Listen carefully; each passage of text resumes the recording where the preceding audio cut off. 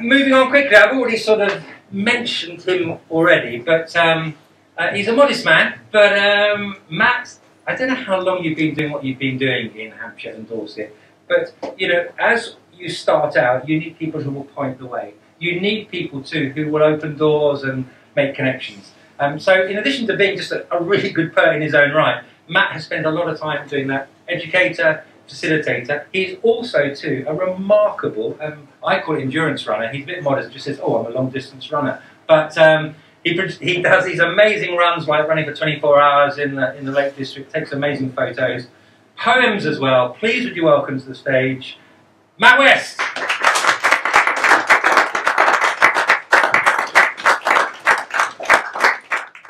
Thanks very much for that warm introduction. Thank you for that warm welcome. I feel like a vicar over a pulpit. Okay, yeah, running. This is the first time I've done a poetry gig since October 2017, because I've been busy doing other things, one of which is running. There are various reasons for it. Some of it's having a focus on other work, and some of it's thinking about the direction of the work in which I'm producing. But the majority of the poems that I'm going to share with you this evening are running-based poems. I didn't start running until I was in my early 40s. I used to smoke 40 a day, and I just didn't think to run. And I was taken on holiday to the Lake District. And it was the second time I've been to the Lake District. The first time, all I saw was the lakes. It's like some strange amnesia. I didn't see anything other than lakes. It really surprised me when I was invited back to the Lake District on a holiday that there were mountains there. And this sounds really daft, but it's like, as a kid, and I'm serious here, I went on holiday to North Wales every year. And I never saw a mountain. Not until I started running, and then I just saw the landscape in a different way. So this first poem is called Herdwick, and for those of you who don't know, a Herdwick is a type of sheep that is born black and it fades to white as it gets older. And I had a friend, right, and my friend's got like tattoos all down his arm.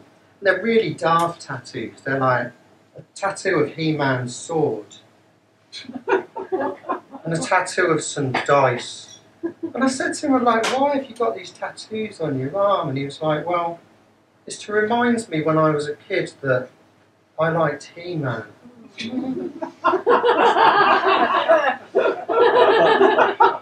The other one was to remind me that I'm a gambler. Here's the poem. I don't have any tattoos, but I do have a sheep's skull found in a gully leading from the summit of Winrig. One summer's afternoon, we followed a river that had shrunk to a stream. Figured if we went lower, we could carve a shortcut down into Wasdale Valley. It makes you think. A skull in the water, a sheep dipping its head to drink, shedding that heavy fleece, laying it out to dry over notched rocks while the rest of the flock looked on unflinchingly. We eased our way over greased boulders, a tree's roots split like cloven hoof, gripping both sides of the gully. Beyond the weather's canopy and trunk, a waterfall dropping 20 or 30 feet. Another broken skull, neck still attached, enough to send us scrambling back over rigid buckler fern toe-hold in the slopes. How we made that wire fence tremble. Our sweating bodies, the dead weight of rucksacks like carcasses hanging from shoulders. It makes you think. Herdwick, born dark, running to white, like henna on skin, like pigment fading.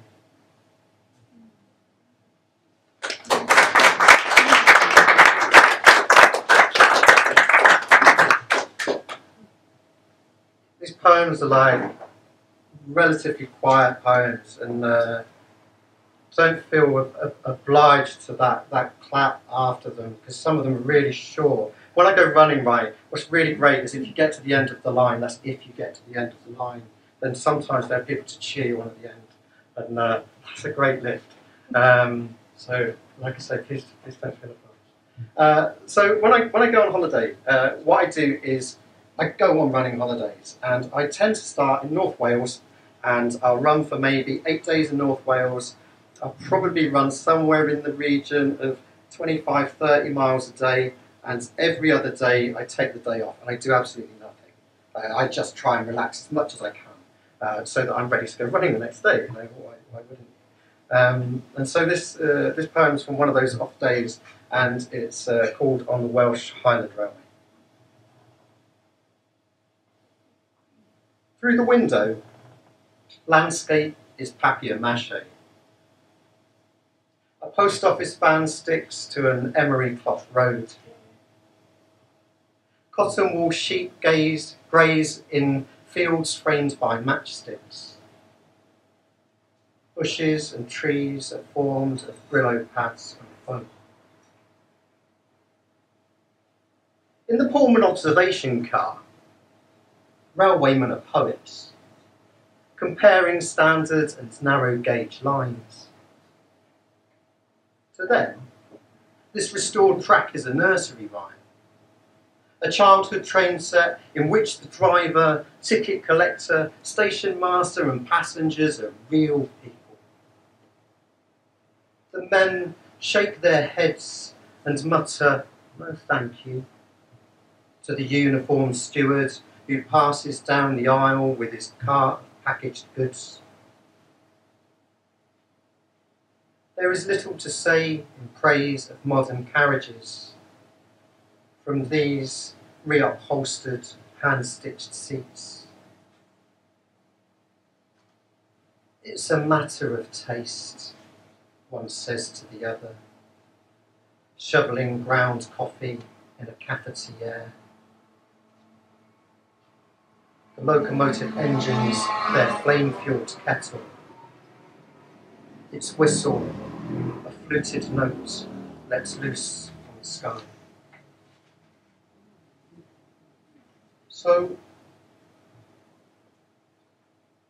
after running in Wales, I go to the Lake District, and the Lake District is like an easy run after the contours of North Wales. It's like, seriously, it's all right. I mean, rounded hills.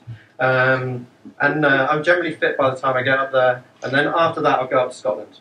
And when I go up to Scotland, I've been up to Scotland, and it's been like March or April time, and I go running in like a pair of like tights and a long sleeve running top and a vest. It's a cross shoes. That's it. So I've been running in Torridon, and I've taken a route up a mountain, and I go past the people who are there with their ice axes and their crampons and their ropes. And I feel a little bit exposed, you know, I feel a little bit foolish, and I've been caught out various times. And this is part of it, part of the thrill of doing that kind of running is being caught out and just really feeling on the edge. And sometimes I've been on the top of a mountain and it started snowing so heavily it's been like a whiteout, and the only way in which you can tell that you're not going to fall off the edge is because the sound of the snow is different when it's falling down a really big distance than it is when it's falling close around you. So anyway, sometimes like I'm on the top of these mountains and I'm thinking I'm being like a bit risque, and come trotting past me some guy in like a pair of shorts and a vest. I'm like, okay, you know, it's not so bad. So that risk taking is part of the joy of doing this. This next poem is about a route that I took with my daughter. I feel a little bad about that now. She's like 14 at the time, and it was from the Mosdale Horseshoe, and there was like a scar running down the other side, and it said it was a route, right? And I've been past it a few times, thinking, God, what did you do that? So we did it. Evening out. Looking out from the steps of Blacksail Pass, it doesn't seem possible to leave the saddle by Stirrup Crag and land in Wasdale Valley. Let's give it a miss. Spur off at Yew Barrow. Take a low trot along the Horseshoe Ridge. Try not to think of torn muscle, broken limbs, or the gravity effects, that hot rush of air as you hurtle down the chimney breast, smoke signals pulsing from cross shoes on screen. Tighten the aperture. Focus on the future. The smile that won't shift tonight at Ritson's, when the first pint washes sweat from lips. Each casual gesture raising a shower of dust to settle the silence as you answer questions about how the day's running panned out. You'll tell how you took afternoon in your stride, pacing past pillar, haycock, steeple. Bag in scope fell before the sun slipped down, and what else was there to do but to take door head as the easy way home? The light already failing, the thirstiness rising like mist from the bells. Now,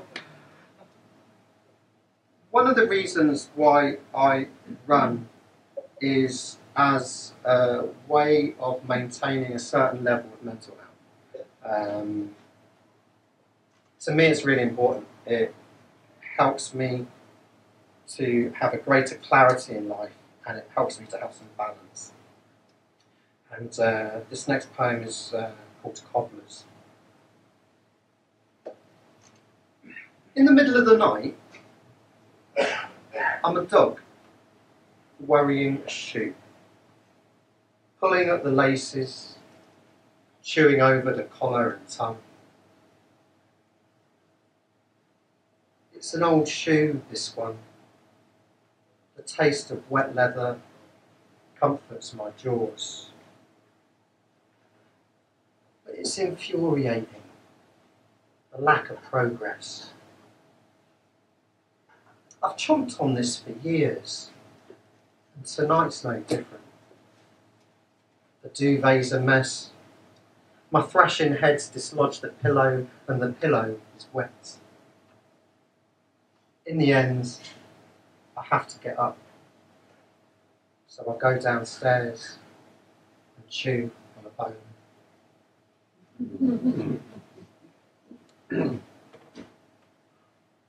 One more running shoe. Running.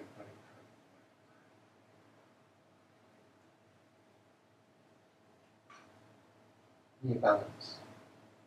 My shoes are laced by the door.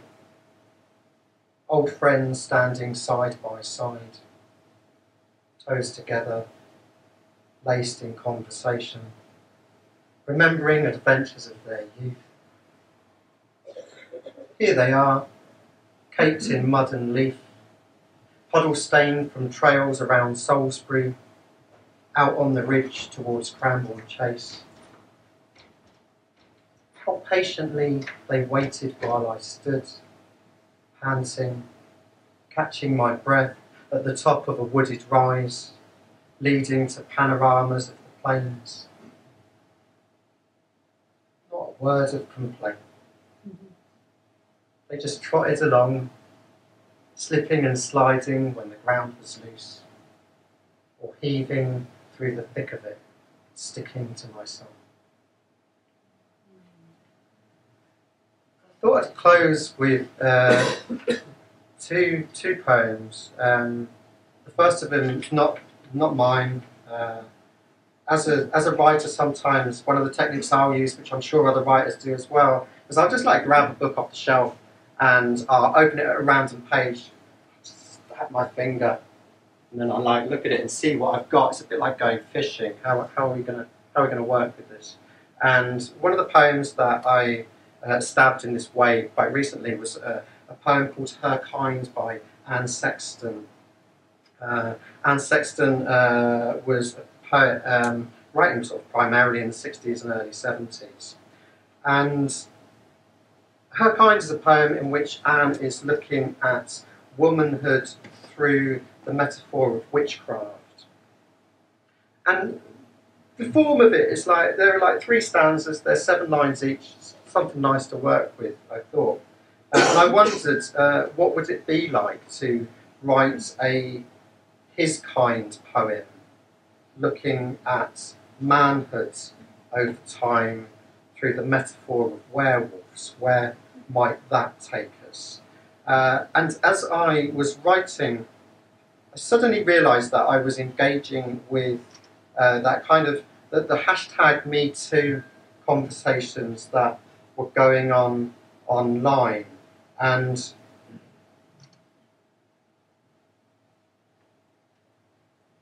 they're incredible for empowering people to speak out about the abuses of men in power.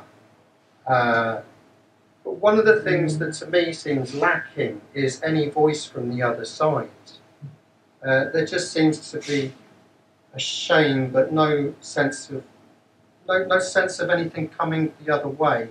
And I wondered why that was. And one of the things when I'm running, I sort of get really sort of tied up in thinking about how to be a bit more authentic and how to be a bit more truthful. So when I thought of that poem, I tried to think of a broader teleology.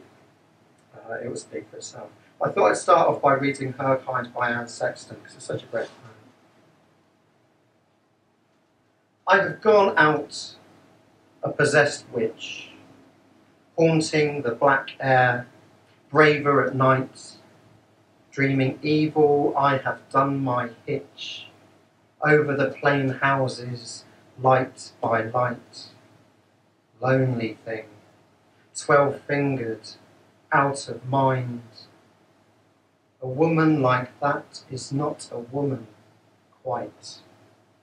I have been her kind.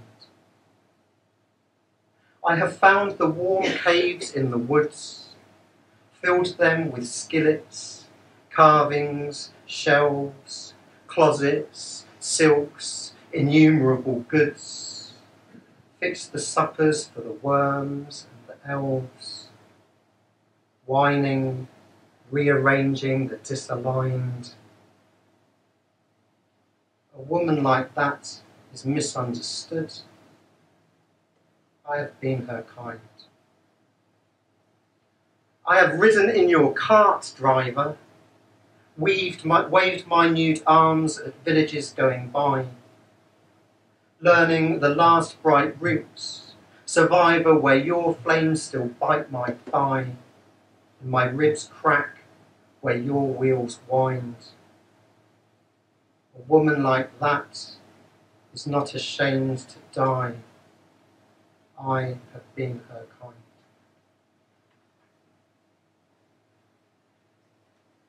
His kind, after Anne Sexton. I have snarled and raged against her, rabid and bruised, raddled by furies, berserk as a beast on the moor, smeared in shit and howling fits at phantoms in the storm. A brute like this is no brute born. I've been his kind. I have hounded women until they burst from the clamped incisors of corpuscular lust, huffed gruff as the blood welled up, torn chunks from flesh, gorged and choked and spat her half-chewed meat in dirt. A brute like this does not get hurt. I have been his kind. I have snapped and slathered in frenzy, shook the ragdoll limp, ripped limb from limb, splattered in stench and fetid guts. I have thrown my jaws moon-wide, thrust my dripping snout at the sky. A brute that doesn't know how to die. I have been his kind. Thank you.